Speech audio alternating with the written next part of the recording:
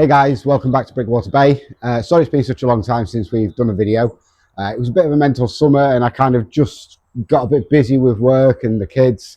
But yeah, I'm looking forward to getting back into building my city. I've actually built the whole section now, which is what I was referring to in the very first video about extending everything by a further base plate. So it's now all built and ready to go back on the table. I've just had it all off for cleaning. I clean my city every 3 to 4 months, sometimes 6 months, depending on how busy I am. So yeah, it's just all had a good clean. So it's time to get it all back onto the table. So I thought it'd be a great video to show you building Brickwaterbay from start to finish. So yeah, let's get started.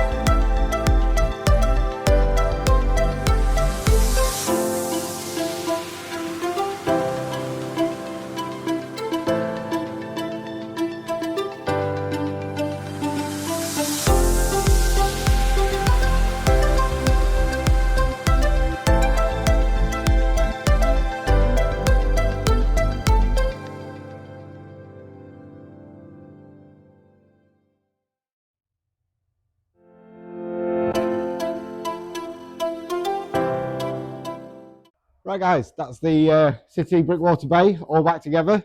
It took me around 25 minutes to put the city together. So as you can see, it's not a big job to disassemble it and put it back onto the table again, which makes cleaning it extremely easy. As you can see, some of the parts are quite large as well.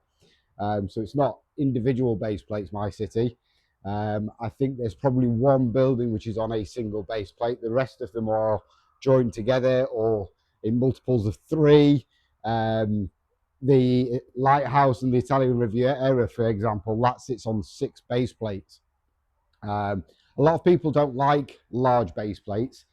I'm a big fan of large base plates. I use the mill system, so the base plates are absolutely rock solid.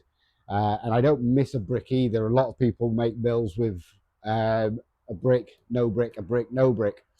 I've decided to go full on brick with my mills plates. So they are absolutely rock solid. Assembly Square, for example, that I think that sits on 6.5 base plates. So that's even bigger than that. I think that's my biggest one, Assembly Square. But the city looks great. Now it's back together. Now it's all clean. Really enjoyed putting it all back on, and obviously you guys seeing the city in its full form for the first time since my very first video where I took it apart. So it's been a long time coming getting it all back together, and I know I've got quite a few videos to do on some of the buildings that I've got in my city that you guys won't have seen. I really want to do a video on the sitcom complex. I've back-to-backed my sitcom complex. So rather than it just being a base plate and a half by 1 base plate wide, mine's a base plate and a half by 2 base plates, and the 2 buildings are mirrored next to each other. I've got some more work I want to do on the sitcom complex. I've got another 6 floors in total, so 3 floors higher to build, so it will bring it in line with Avengers Tower. The sitcom complex used to be one of the biggest buildings that I had, and it was very, very impressive. But as I've got the Avengers Tower and the Daily Bugle, it seems to have just vanished a little bit. So I do want to make that a lot bigger and stand out more in the city. And every city needs flats as well, so people need somewhere to sleep at night. But yeah, that's the city as it stands at the moment. It is 100% complete as far as you can see. There's lots of little detail that I want to continue to add into the city, which I will do over the next few months.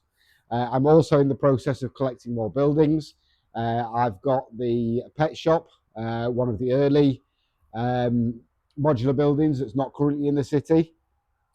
I've got the consort, which was a brick artisan design. That's an absolute stunning build. I did a video on that a while ago. If you haven't built it yet, I would strongly recommend it. You can pick up the Notre Dame set quite cheap these days. So it's a very cheap build to make. It's time consuming and difficult to build, but the result is amazing. So going into 2026, the plan is to extend the city in that direction, but I need around another 8 to 9 buildings to do so. One of those buildings I've just finished designing myself, and that's going to sit on the back of the sitcom complex and is very similar themed to the sitcom complex, but it's a multi-story car park with 24 parking spaces, and it will sit about this high. I think it's got 5 floors of parking in it, with actual ramps that would work like a proper multi-story. So I've gone away from the traditional Lego lift to actually having ramps going between the floors. So that's one of the buildings that I'll be working on very soon, and I will document that one as and when I build it. I do like my unique buildings. A lot of people ask me for the instructions for them, but I do like to keep certain parts of my city unique to my city, such as my raised section for my town hall and my boutique hotel. The boutique hotel is, as I'd said in a previous video, available on Rebrickable, sorry. My town hall design is available on Rebrickable, but the raised subway section, I've decided to keep that just as my own creation for my own city. The plaza are exactly the same. I do sell instructions on my Rebrickable for the beach area. It is slightly different because mine is obviously raised by five bricks on my mills plates throughout the city. So I have designed it so it would drop down to a normal level. So you can get that on my Rebrickable account.